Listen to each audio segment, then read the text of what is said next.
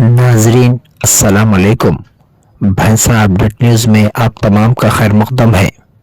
भैंसा शहर के बस स्टैंड इलाके में वाक़ एसबीआई बैंक के अहाते में खड़ी कार का शीशा तोड़कर फिल्मी अंदाज में नामालूम सारिकीन ने तकरीबन 1,80,000 रकम और दीगर कागजात का सरका करके राह फरार इख्तियार कर ली।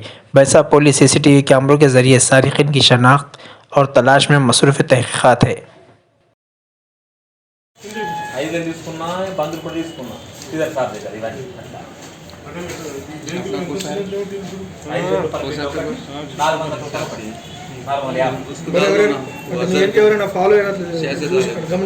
ఏమో సార్ మాకు అదంతా ఏం లేదు సార్. మీరు అక్కడ లేపినప్పుడు చూసినట్లున్నారు. కావచ్చు సార్. నేను ఎందుకంటే నాకు ఇదివరకు దాకా ఇది ఇట్లా జరగలేము.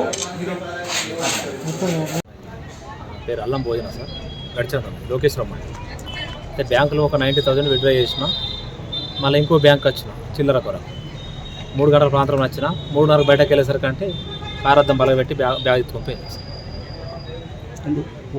90,000 తీసిన, ఇంకా బ్యాగులో పాత ఇంటి సొంతగా 90,000 ఉండే 180 1,80,000 ఉంటాయి.